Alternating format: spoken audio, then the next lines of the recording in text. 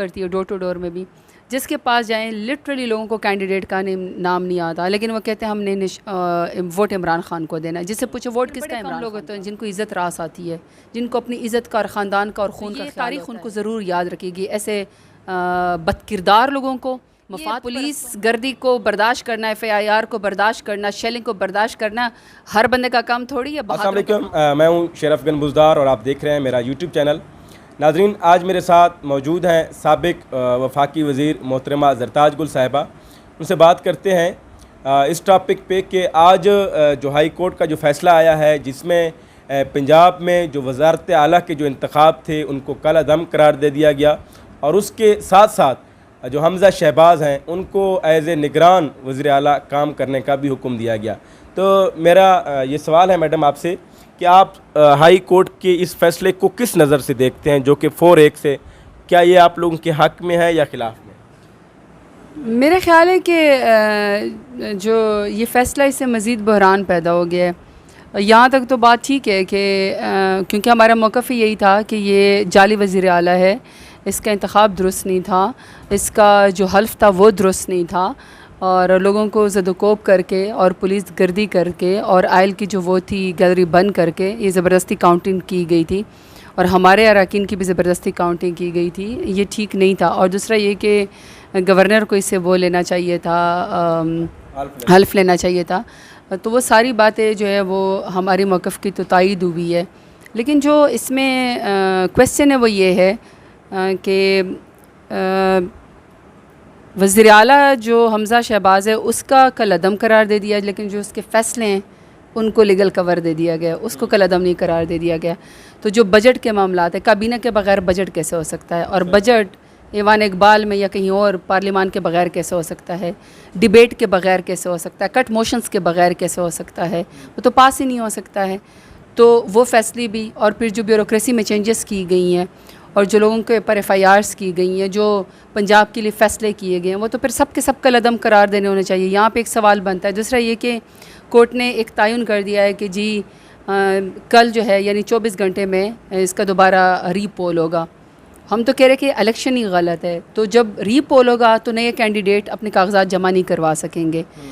Basically तो नए कागजात जमा होने चाहिए। और जो हमारे 5 अरकान थे जो मुनहरिफ अरकान थे, जो उर्फ़ा में अब लौटे ही हैं, वो ज़मीर फ़रोश, वो जो हाई कोर्ट ने फ़ैसला दिया था वो जो है अभी तक इलेक्शन कमीशन को मौसूल नहीं हुआ। अब इलेक्शन कमीशन हाथ पे हाथ धरे बैठी हुई है कि हमें जब तक फ़ैसला मौसूल नहीं होगा। इसका मतलब कि इलेक्शन कमीशन तो उनको हटाना नहीं चाहता, डिसीट ही नहीं करना चाहता है। और दूसरी नज़र में जो वो है, अगर ये दोबारा से लिजिटिमेसी मिल जाती है हमज़ा शहबाज को, क्योंकि पहले अक्सरियत तो इस वक्त किसी के पास नहीं है, हालांकि कानून में तो कि जिसके पास अक्सरियत ना हो दोबारा से नया फ्रेश इलेक्शन होगा, लेकिन ये 2 दफ़ा 3 दफ़ा काउंटिंग करेंगे तो जिसको अक्सरियत होगी उसको वो जो कि हमज़ा शहबाज होगा, तो फिर ये जो बाई इलेक्शन आने वाले हैं ये तो उसके ऊपर असरअंदाज होंगे, क्योंकि ये तो ऑलरेडी पुलिस गर्दी। बाई इलेक्शन की बात किया आपने, आप ये बताएं कि जो 20 सीटों पर जो इलेक्शन हो रहे हैं उसमें आपको कितनी आप पुरुमीद हैं कि PTI जो है उन 20 सीटों पे उनमें कितने में कामयाब हो जाएगी? देखिए शेर अफगान, अगर आप इंटरव्यू जाएँ ना, अनकट जाएँ और अपना कैमरा बिल्कुल आप एक ही उसके अंदर लेकर जाएँ, और मैं चूँकि ख़ुद हल्के में जाती हूँ, PP 288 में गई हूँ, अपनी टीम के साथ गई हूँ, टीम को काम करती है डोर टू डोर में भी, जिसके पास जाएँ लिटरली लोगों को कैंडिडेट का नाम नहीं आता, लेकिन वो कहते हैं हमने वोट इमरान खान को देना है। जिससे पूछो वोट किसका? इमरान खान का।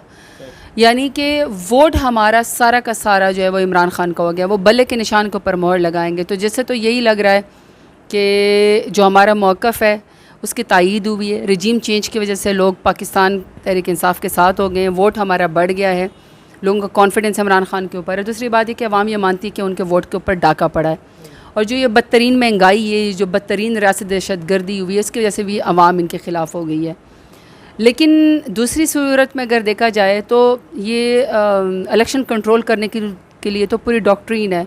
ये तो कंट्रोल करना, रिक करना, गुंडागर्दी करना, रियासत दहशत गर्दी करना, मैनिपुलेट करना, ये तो PMLN का खासा है।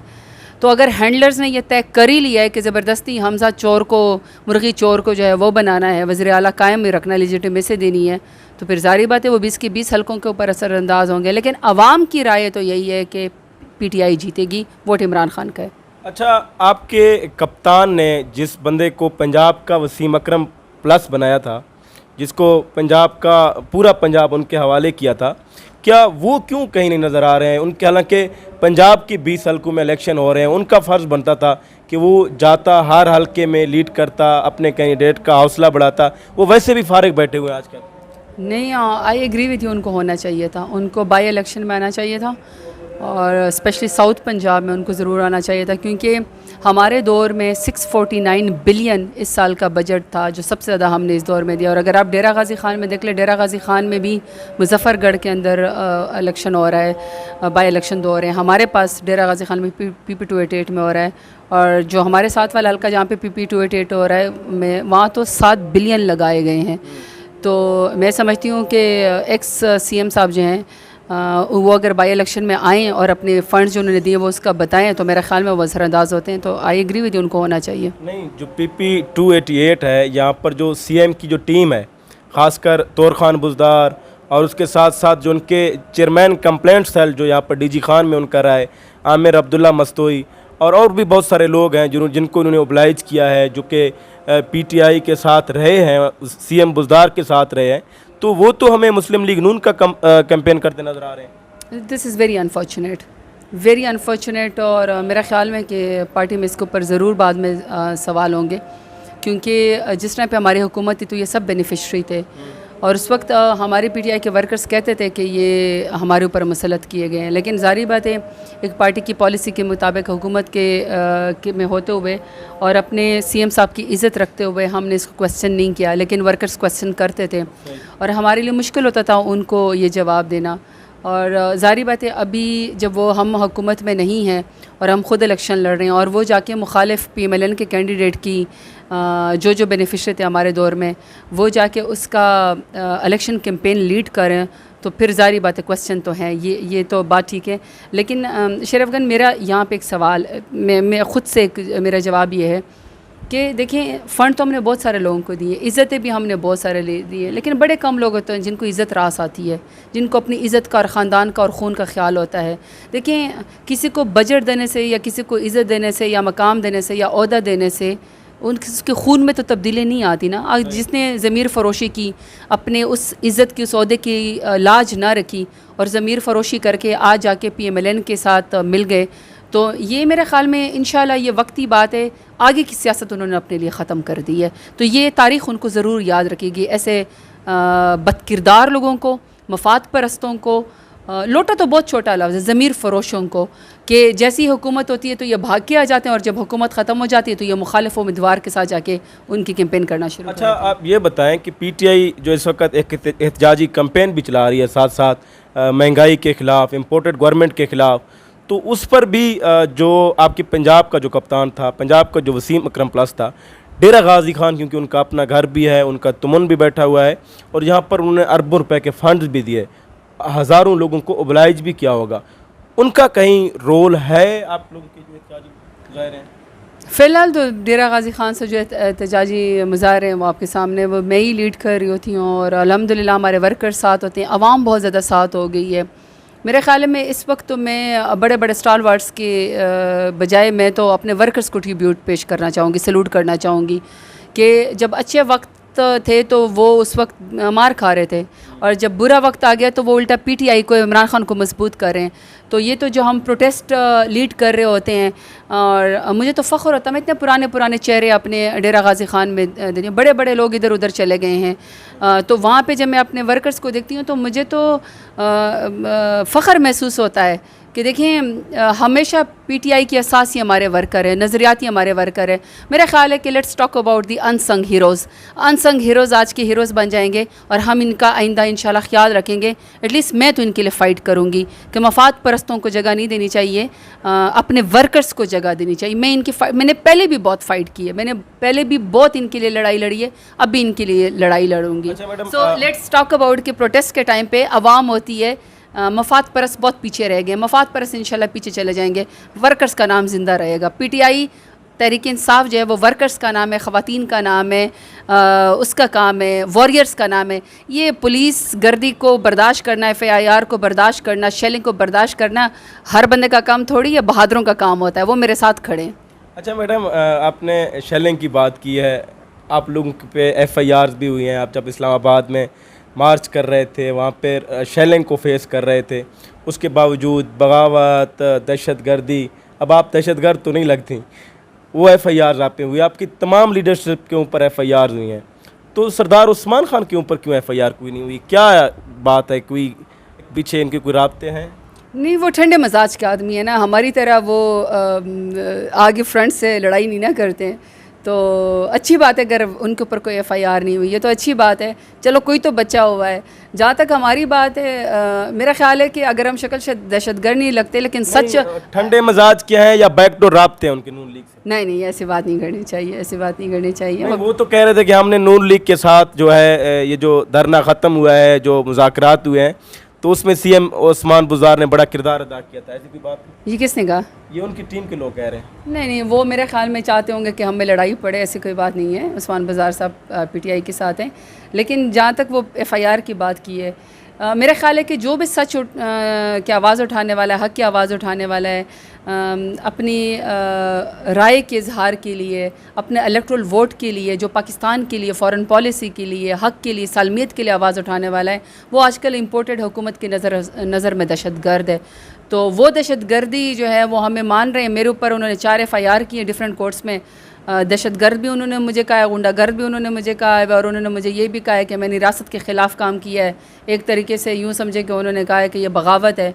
जिस मुल्क में मैं पैदा हुई हूँ, पली बड़ी हूँ, जीना मरना यहीं पर है, कब्रें हमारी यहीं बनी हैं। हमने कोई जद्दा नोटों के बैग लेके थोड़ी भाग जाना है, हमने कौन सा लंदन भाग जाना है, हमने कौन से भगोड़े होना है। हमारा तो जीना मरना मोहब्बत पाकिस्तान के साथ है, तो हमने यहीं रहना है। हम तो ख़ुद दहशतगर्दी का शिकार हुए हैं। तो वो तो इस इम्पोर्टेड हुकूमत का और इस रजीम चेंज वालों का, हैंडलर्स को मुबारक हो कि जहाँ पे कोई सहाफ़ी हक़ की आवाज़ उठाए उसके ऊपर FIR करा देते हैं, जो एंकर पर्सन हक़ की आवाज़ उठाए उसका प्रोग्राम बंद करा देते हैं, जो खातून आवाज़ उठाए उसके घर के ऊपर चारदर और चार दीवारी को पामाल कर देते हैं, जो पॉलिटिकल लीडर जो है वो प्रोटेस्ट करना शुरू कर दे उसको ऊपर शेलिंग कर देते हैं। तो ये तो इस रजीम चेंज और हैंडलर वालों को मुबारक हो कि रियासत दहशतगर्दी को वो प्रमोट कर रहे हैं, इंसानी हकूक़ की खिलाफ वर्जी वालों को उन्होंने सर के ऊपर बिठाया हुआ, कौमी मुजरमों को बिठाया हुआ है, लेकिन हम हक़ की आवाज़ बुलंद करते हैं। अच्छा मैडम, आखिरी एक सवाल है कि सरदार उस्मान बुज़दार और उनके भाइयों के ख़िलाफ़ महकमा एंटी करप्शन में एक मुकदमा दर्ज हुआ है,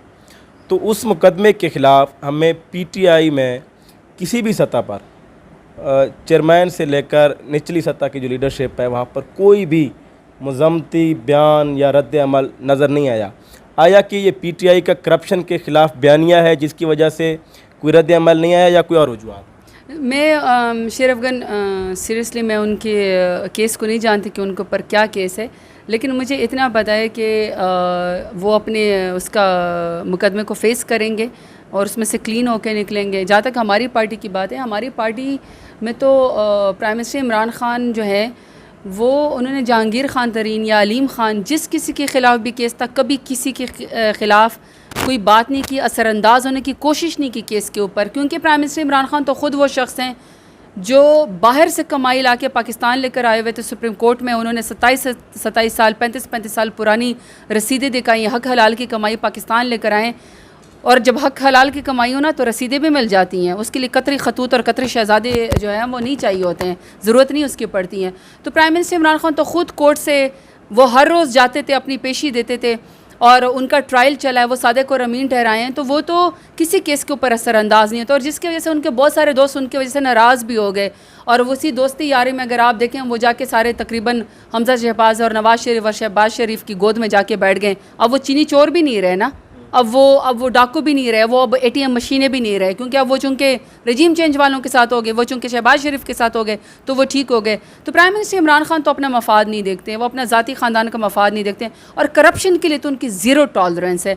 तो प्राइम मिनिस्टर इमरान खान समेत हम समेत जिसके ख़िलाफ़ भी कोई करप्शन का केस होगा उसको हम भुगतेंगे, जवाब देंगे। लेकिन मैं आपको ये बात बता दूँ, अगर हमारा पिछला रिकॉर्ड शेर अफगान आप पूरा देख लें, प्राइम मिनिस्टर समेत हम समेत सबसे क्लीन गवर्नमेंट है, पूरा एड़ी चोटी का जोर उन्होंने लगा दिया है, लेकिन हमारे ख़िलाफ़ कोई करप्शन का केस नहीं निकाल सके। निकालते क्या हैं, वो टुच्चा खाना के टुच्चे हैं, वो अपनी वो नया नया टच निकाल के उसके अंदर ड्रामे करते रहते हैं, बाकी निकलता तो उसमें से कुछ भी नहीं है। क्योंकि प्राइम मिनिस्टर इमरान खान जैसा लीडर वो अपनी सफ़ में भी किसी करप्ट बंदे को बर्दाश्त नहीं करते, ज़ीरो टॉलरेंस है। तो जिसके ऊपर भी मुकदमा होगा वो इंशाल्लाह उसमें से क्लीन होकर निकलेगा। बहुत शुक्रिया मैडम साहिबा की बातें आपने सुनी हैं। मैडम साहिबा का ये कहना है कि वज़ीर-ए-आज़म इमरान खान जो है वो किसी भी करप्शन के मुकदमे पर असरअंदाज नहीं होंगे। अगर उस्मान बुज़दार के ख़िलाफ़ FIR करप्शन के हैं भी तो वो उनको ख़ुद फेस करेंगे। तो इसी बात के साथ मुझे दीजिए इजाज़त। इंशाल्लाह दोबारा एक नेक्स्ट वीडियो के साथ आप दोस्तों की खिदमत में हाज़िर होंगे। तब तक के लिए अल्लाह।